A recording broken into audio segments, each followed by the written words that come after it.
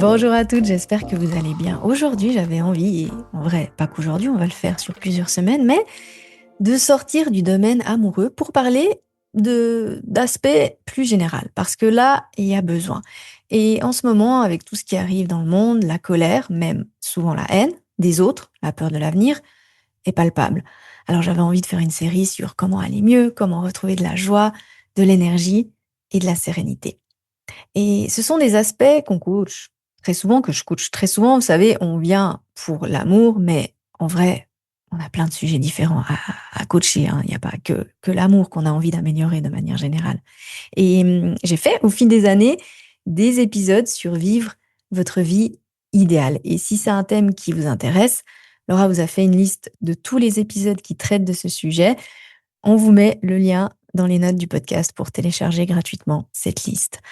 Alors, finalement, la colère, c'est un schéma et on peut changer ce schéma. Couplé à la puissance du coaching, vous pouvez complètement la gérer. Et je trouve que ça, c'est fabuleux parce que finalement, on en revient à la base. Qu'est-ce qui est dans notre contrôle et qu'est-ce qui ne l'est pas et qu'est-ce que je choisis d'en faire? On va voir les côtés néfastes de la colère, mais également ses bienfaits et quel impact sur notre bien-être et surtout notre vie à long terme. Et la semaine prochaine, on va voir comment se sentir mieux de manière générale. J'avais déjà fait un épisode sur mettre plus de joie dans sa vie, c'est le numéro 180, mais là, je vais vous l'exposer d'une manière complètement différente.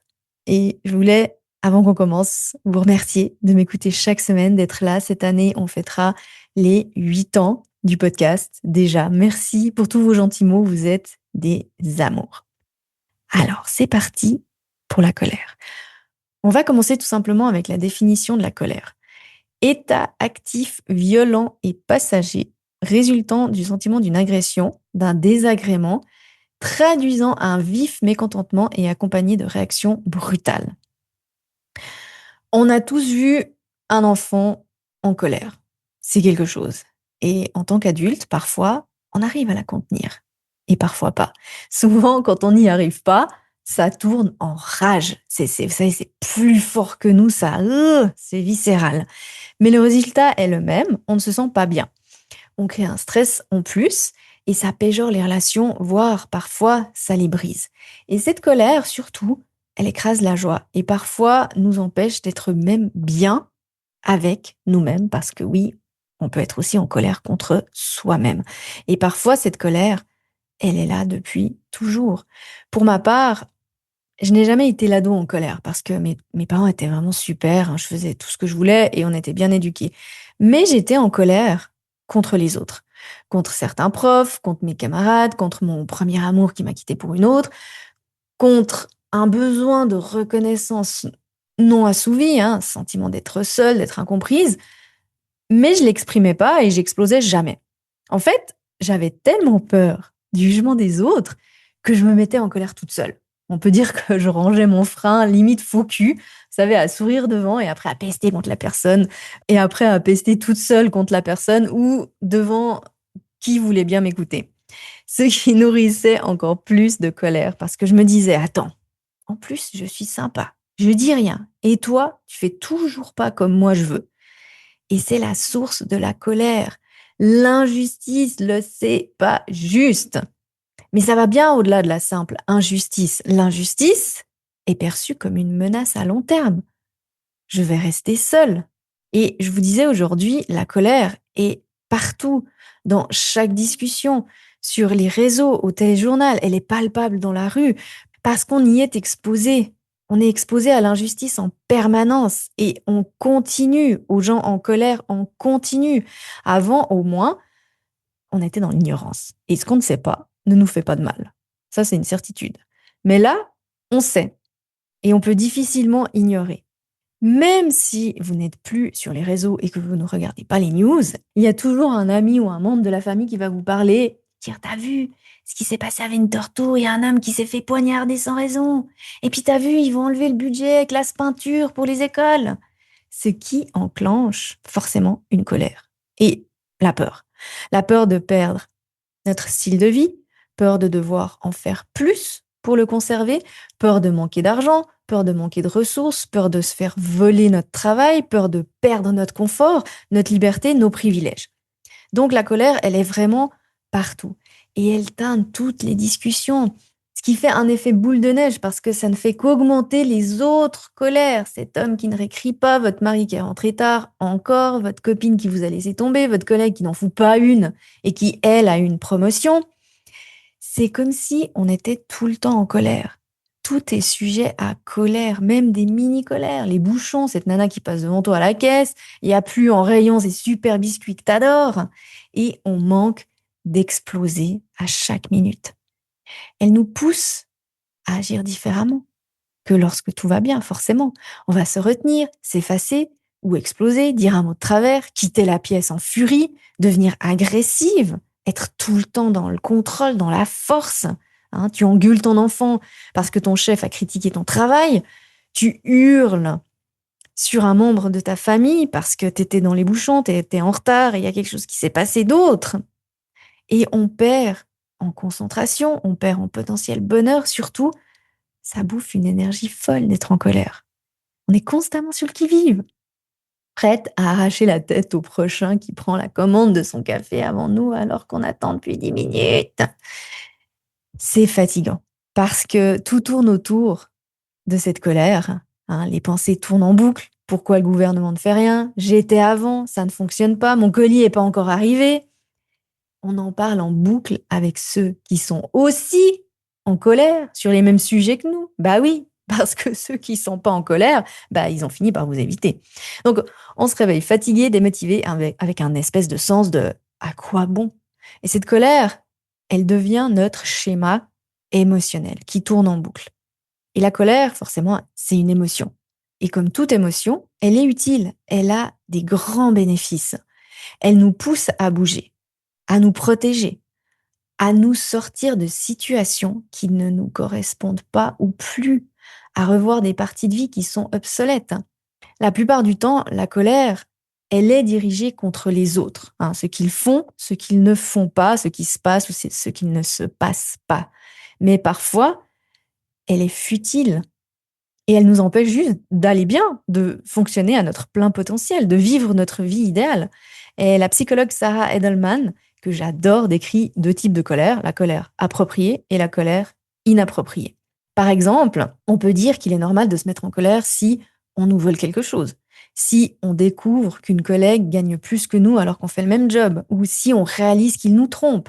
Mais le docteur Edelman poursuit en disant que la fréquence, l'intensité et la durée de la colère, elles, deviennent inappropriées et j'ajouterais souvent disproportionnées. En gros, on se sent mal pour quelque chose qui n'en vaut pas la peine et sur lequel on n'a pas d'impact.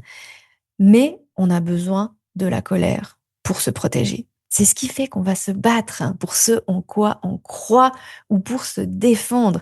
La colère induit pour se faire, pour se défendre, pour se battre, pour ce en quoi on croit, des réactions physiologiques qui permettent d'être plus fortes, plus rapides, de solliciter des réserves d'énergie et de foncer. Par exemple, le jour où tu t'es dite «J'en ai marre de ces kilos en trop, je peux plus me voir en peinture», et tu t'es mise au sport et à manger sainement, c'est grâce à une espèce de colère. Ou le jour où tu as quitté ton mari infidèle, c'est grâce aussi à un trop-plein, à la colère, bim.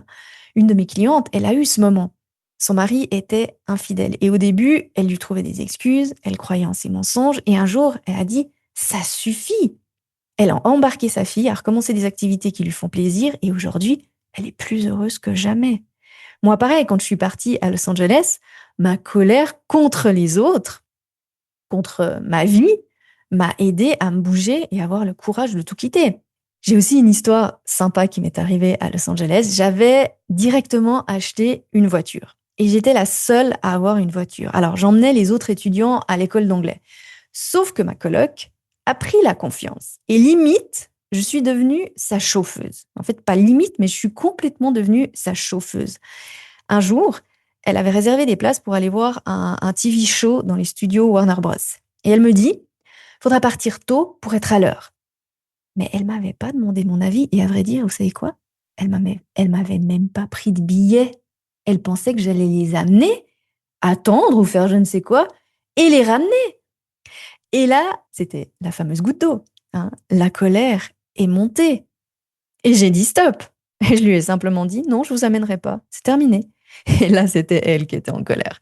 Mais j'ai eu besoin de ça pour dire stop, de me mettre en colère. Après, j'ai changé de coloc. C'est là que j'ai rencontré Calypso, avec qui je passais tout mon temps et c'est grâce à elle que je suis partie vivre à Paris. C'est toujours, c'est une Parisienne et on s'amusait tellement qu'au lieu de rentrer en Suisse, je suis allée vivre ma vie parisienne et ça, c'était, ouais. Quand j'y repense, c'est vraiment que des bons souvenirs. Mais la colère est prévue pour des courts moments, pour décider de sortir de ces situations, de dire stop à cette nana qui profite de toi et avoir la force et le courage de t'en sortir, pas pour durer 10 ans. Parce que oui, certaines d'entre nous traînent des colères depuis 10 ans. L'ex-mari, le papa qui a quitté la famille, le prof qui vous a fait rater l'examen, la meilleure amie qui vous a piqué votre mec. Pensez maintenant, là, maintenant, hein, une petite pause, pensez à une situation qui vous maintient dans une colère. Là, maintenant. Hein. Si vous pouvez, fermez les yeux. Si vous conduisez ou vous faites quelque chose, fermez surtout pas les yeux. Mais pensez à une situation. Est-ce que ça a toujours lieu d'être? Et c'est là où on va perdre de l'énergie. S'énerver comme si on y était encore, à raconter chaque détail à chaque nouvelle personne que vous rencontrez. Hein, vous savez, chaque fois que vous rencontrez une nouvelle personne, ah, tu sais, j'ai cette histoire qui m'est arrivée. Et vous revivez cette situation une nouvelle fois, à tenir tellement à cette histoire que vous vous y complaisez. Alors déjà, pourquoi on aime tant raconter ce qui nous arrive, nos misères? Pour avoir du soutien, pour que la personne qui écoute vous donne raison, vous valorise et vous dise: «Ah mais c'est sûr, c'est pas correct là ce qu'on t'a fait. Tu as raison de réagir comme ça». Et pourquoi on fait ça? Pour valider qu'on a raison et que l'autre a tort. Ça fait simplement du bien d'avoir raison. Mais remarquez que parfois, on va vous valider 15 fois et c'est toujours pas suffisant. Vous restez accroché à cette colère et vous restez accroché à votre rôle de victime parce que c'est ça la vérité. À votre avis, quand vous en parlez en boucle, vous passez pour quoi aux yeux des autres, des gens à qui vous racontez ça? Pour une victime. Et ce rôle de victime est la raison de votre colère, le sentiment que rien n'est entre vos mains en premier lieu. Là, vous remarquerez à ce moment-là que ce sont vos pensées qui vous bouffent le foie et vous mettent en colère. C'est la puissance de couper ces schémas de pensée, parce qu'on n'imagine pas à quel point ça nous bouffe une énergie folle. Quand on décide de couper, on regagne de l'énergie. Énergie pour penser à autre chose, pour faire autre chose de mieux, qui vous fait sentir mieux. Maintenant, vous me direz, attends, mais j'y ai pensé là, ton histoire de croyance, de pensée, tu crois quoi? Alors pourquoi c'est complexe? Pourquoi on n'arrive pas à couper nos pensées, nos schémas de pensée? Parce que cette colère est devenue une habitude. Et ce schéma de pensée aussi. Vous êtes comme ces hamsters là qui courent dans la rue. C'est une habitude. Et c'est devenu des automatismes. Tu y penses sans y penser. Ça vient comme ça, pouf. Hein? Défoncement colère, tout à coup on repense à cette histoire, bim. Hein? Ça sort de ta bouche aussi comme ça, pouf, sans t'en rendre compte. Tu buvais tranquille un verre en terrasse avec des amis et pouf, c'est un vrai trou du cul, non mais tu te rends compte ce qu'il m'a fait? Et tu gâches tout un moment qui était cool en revenant à cette histoire. C'est là que tu dois couper net.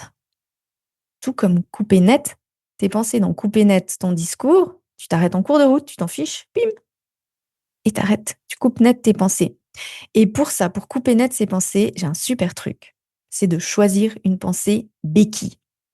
Hein, tu sais, les béquilles pour t'aider à marcher quand tu n'arrives pas encore à marcher après une opération, par exemple. Pose-toi la question.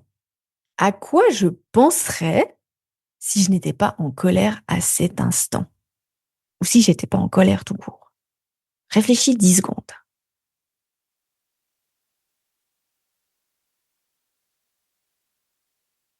Voilà, j'espère que tu as trouvé une pensée. Si vous avez envie, mettez-moi vos pensées béquilles dans les notes du podcast là sur Spotify. Vous pouvez mettre des petits messages là, c'est sympa, j'aime bien vous lire.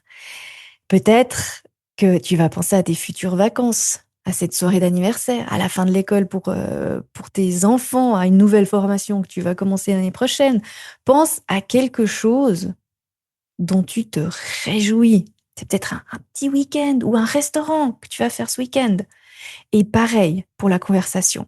Tu switches et tu parles de quelque chose qui te réjouit et tu décris les détails. Ah, ben j'ai trouvé ce restaurant, j'étais en train de scroller sur Instagram et j'ai vu ça. Il y avait un super morceau de viande avec une belle sauce et l'endroit il est magnifique. Il y a des boiseries. Enfin, ça a l'air incroyable. Ce qui va te mettre en joie et ça va couper cette montée de colère qui crée un stress dans le corps et réinjecter des émotions de joie justement, réinjecter des émotions cool, la joie, l'enthousiasme, la sérénité, ce qui te fera gagner de l'énergie. Maintenant, comment la colère peut-elle vous aider à en sortir? On a vu que la colère est liée au sentiment d'injustice, mais liée aussi à une menace. Perdre son job, perdre sa place dans le groupe d'amis, perdre cet homme que vous aimez, perdre votre appartement, perdre de l'argent. Là, c'est intéressant de réaliser que la colère nous empêche de ressentir d'autres émotions. La culpabilité, la tristesse, l'inadéquation, la vulnérabilité ou toutes sortes de pressions. La colère coupe ces émotions pour nous faire sentir fortes, pour aussi nous mettre dans la posture de j'ai raison, c'est moi qui fais juste. Ce qui peut permettre d'éviter de se dire je fais faux, je fais de mauvais choix, je ne suis pas assez bien. Et elle nous permet aussi de rester dans l'inaction. Peut-être que vous avez peur de manquer d'argent, la colère va aller vers votre employeur qui ne vous augmente pas, alors qu'en réalité, vous devez d'abord régler votre schéma avec l'argent. Peut-être économiser, prendre un job le week-end. Vous savez, lorsque j'ai planifié de partir à Los Angeles, je travaillais 6 jours sur 7 pour économiser. Je crois que j'ai fait ça pendant 9 mois. Je ne sortais plus et bien sûr, pas de resto, pas de vacances ou pas de petit week-end. J'ai mis les dépenses au minimum. Une autre histoire, quand je vivais à Sydney, un de mes rêves était de partir dans les îles Fidji. Notre Golden Retriever, quand j'étais petite, il s'appelait Fidji et voilà, c'était un rêve d'enfant. Et les îles Fidji étaient à, je me souviens plus bien maintenant, 2-3 heures d'avion de l'Australie. Donc c'était le moment idéal. Sauf que j'avais pas un rond à cette époque. J'ai trouvé un travail pour distribuer des flyers dans la rue et faire remplir des concours dans les supermarchés. Un job qui m'a permis aussi d'améliorer mon anglais. Donc c'était un peu d'une pierre deux coups. Le truc, c'est que j'avais 30 ans. J'avais un diplôme qui me permettait de gagner 10 000 $ là-bas. Sauf que je n'avais pas de visa de travail pour ça. J'aurais pu me mettre en colère contre les lois de l'Australie. C'est pas juste, gna gna gna. Ou je pouvais me dire, je ne peux rien y changer. Par contre, je peux faire ce job de flyer. Ça, c'est entre mes mains. La colère est dirigée contre les autres, oui, mais uniquement lorsqu'on se croit impuissante et sans autre possibilité. Et oui, vous pouvez évacuer cette colère en criant, en pleurant, en tapant sur quelque chose, ça fait du bien. Je crois que maintenant, il y a même des endroits, des espèces de décharges où vous pouvez aller tout péter et ça fait un bien fou. Mais c'est souvent un soulagement momentané.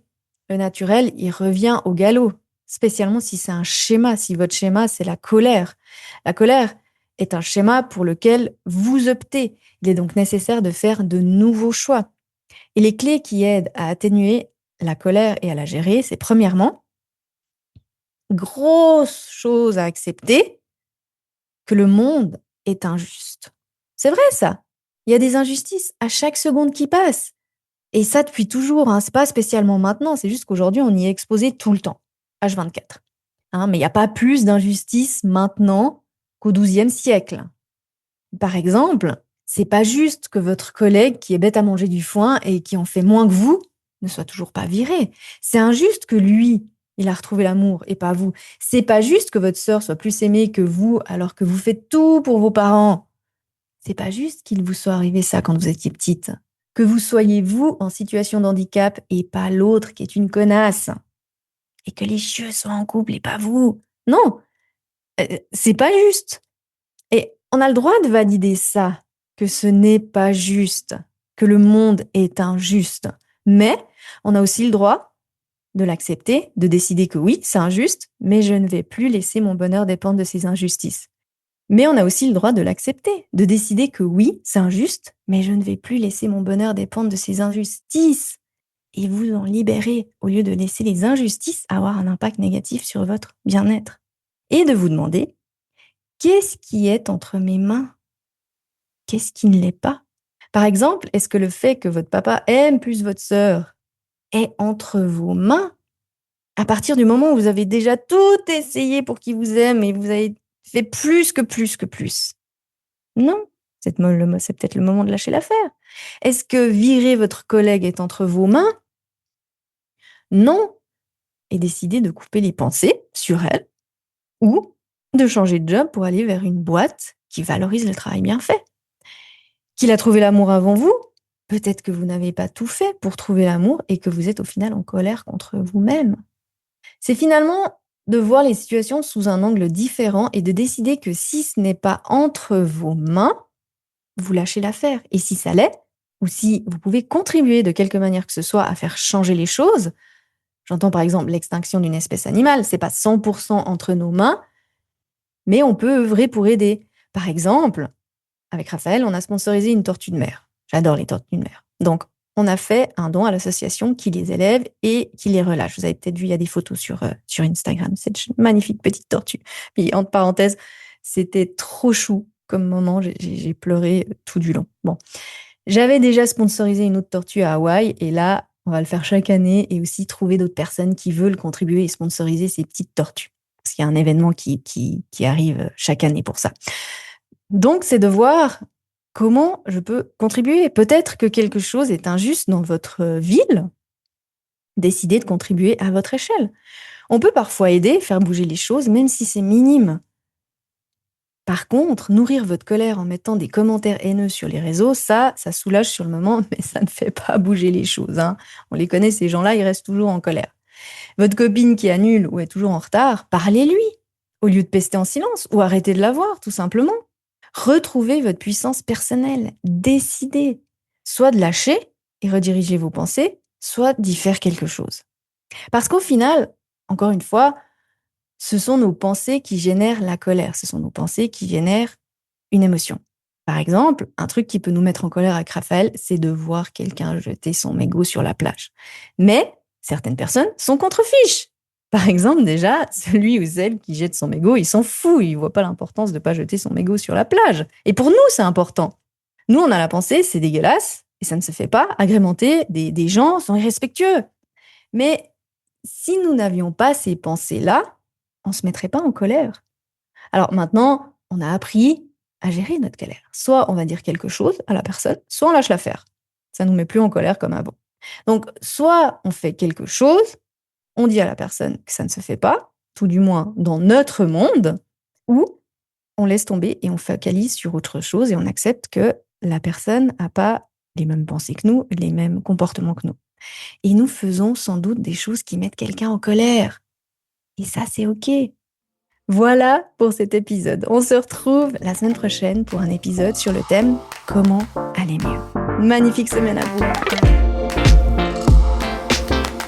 Pour incarner ce dont je parle dans le podcast, tu as plusieurs options. Le livre Change ton schéma amoureux, que tu peux commander directement sur Amazon. Et pour aller plus en profondeur dans ton schéma avec des exercices concrets, le cours en ligne où j'enseigne la méthode complète Change ton schéma amoureux, où tu apprendras tout ce dont je parle dans le podcast et comment mettre en pratique, notamment partenaire de schéma, le sweet spot, la communication complice. Tu trouveras toutes les informations sur fannyjipa.com.